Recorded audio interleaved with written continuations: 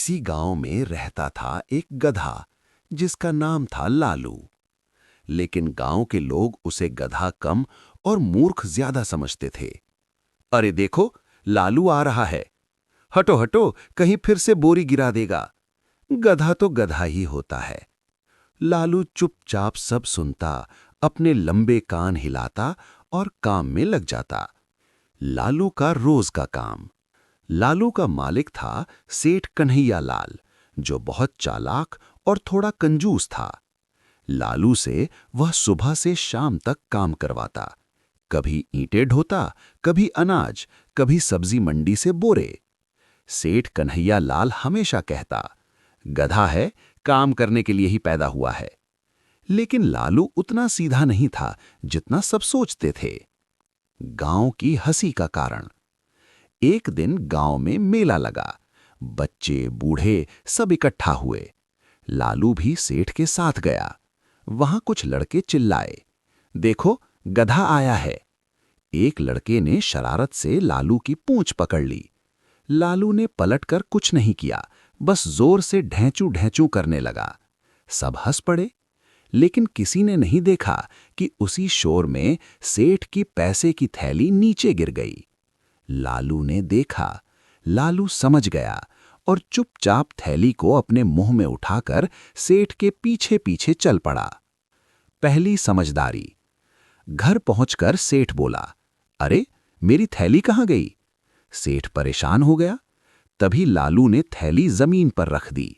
सेठ हैरान, अरे, तूने मेरी थैली बचा ली?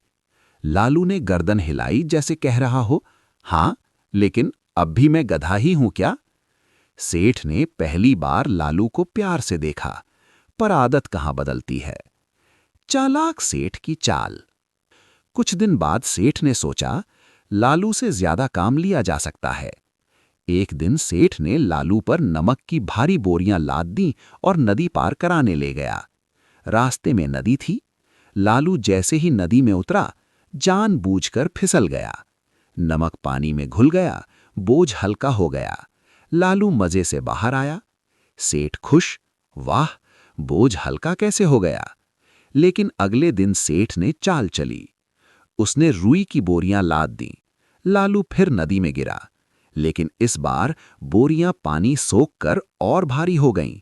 लालू को समझ आ गया, हर चाल हर बार काम नहीं करती। लालू का बदलना। उस दिन के बाद लालू ने तय किया, अब वो सिर्फ गधा नहीं रहेगा, समझदार गधा बनेगा। वह काम समय पर करता, लेकिन बेवजह जुल्म सहना छोड़ दिया। अगर बोझ ज्यादा होता तो वहीं बैठ जाता। अगर सेठ डांटता तो हिलता भी नहीं।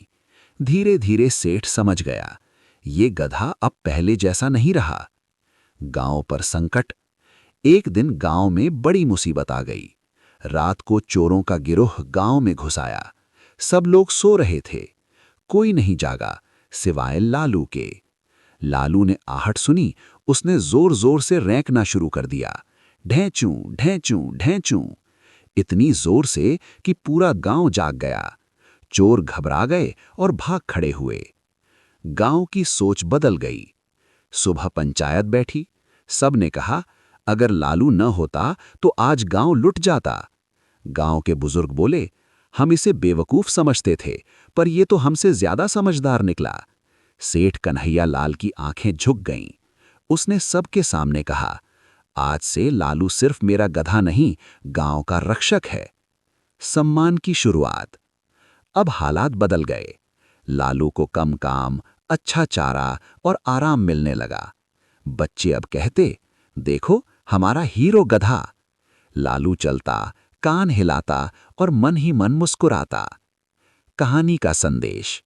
धीरे बोलने वाला हमेशा कम समझदार नहीं होता। सम्मान हर किसी का हक है, चाहे वो इंसान हो या गधा। और इस तरह गांव का सबसे मूर्ख समझा जाने वाला गधा सबसे समझदार बन गया।